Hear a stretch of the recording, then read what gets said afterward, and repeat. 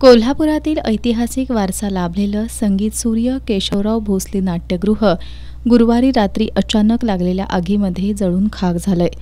या नाट्यगृहाच्या पुनर्बांधणीसाठी मुख्यमंत्री एकनाथ शिंदे यांनी 20 कोटींचा निधी जाहीर केलाय।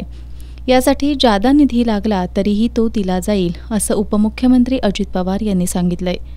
या नाट्यगृहाच्या पुनर्बांधणी संदर्भात कोल्हापूरकरांची मतं जाणून घेण्यासाठी आज खासदार शाहू महाराज छत्रपती यांनी सर्वपक्षीय नेते, नागरिक, विविध संघटना, संस्था आणि तज्ज्ञांसोबत कोल्हापुरातील सर्किट हाऊस इथल्या सभागृहामध्ये बैठकीचं आयोजन केलं होतं।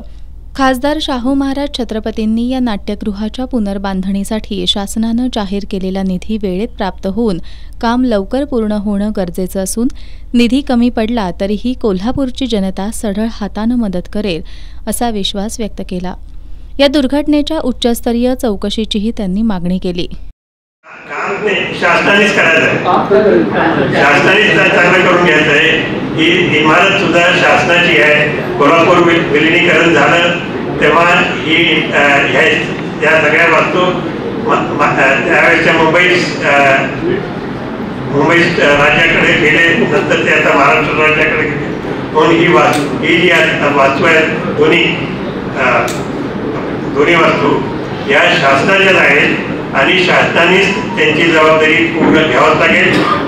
आमची कमिटी जी राहील ती वॉचडॉग कमिटी सारखी जास्तीत जास्त राहू शकते आणि काम करणारे जे आहेत ते शासनाने पुढाकार घेऊन करावं लागेल। तर शासनाने निश्चित पुढाकार घेऊन चांगलं काम करावं लागेल, यात काही प्रश्न नाही।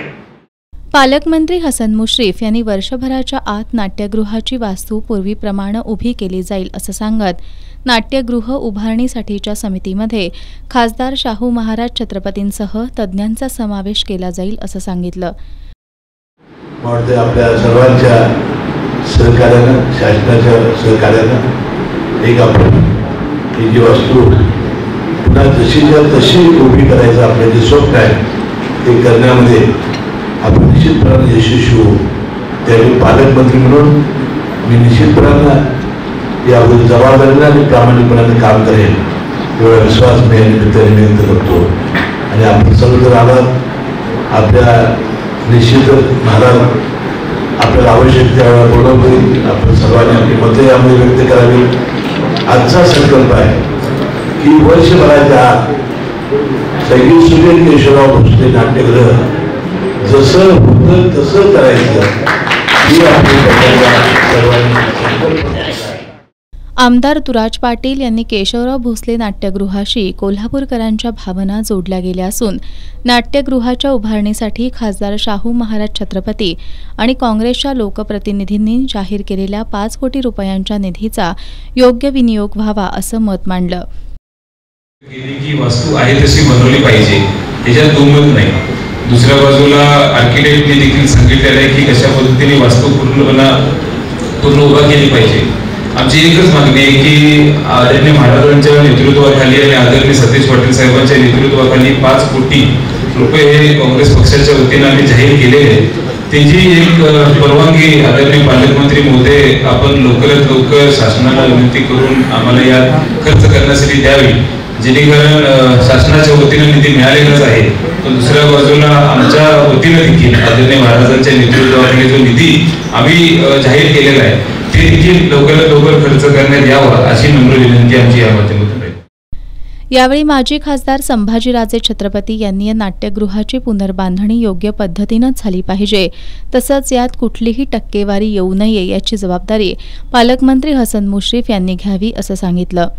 आमदार जयश्रीताई जाधव, माजी आमदार संजय घाटगे, अखिल भारतीय मराठा महासंघाचे राष्ट्रीय उपाध्यक्ष वसंतराव मुळीक, ॲडव्होकेट महादेवराव आडगुळे, उद्योजक सुरेंद्र जैन, अभिनेता आनंद काळे, राष्ट्रवादी काँग्रेस शरदचंद्र पवार गटाचे जिल्हाध्यक्ष व्ही पाटील, शहराध्यक्ष RK पोवार, कार्याध्यक्ष अनिल घाटगे यांनी आपल्या भावना व्यक्त केल्या।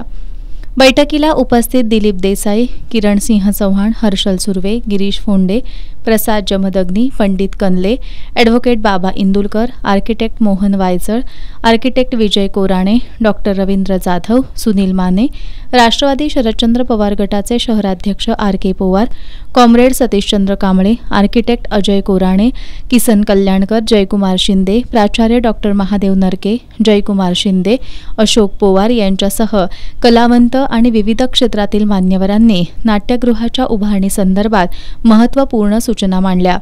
यावेळी शिवसेना ठाकरे गटाचे उपनेते संजय पवार, कॉम्रेड दिलीप पवार यांच्यासह कलाकार आणि नागरिक मोठ्या संख्येनं उपस्थित होते।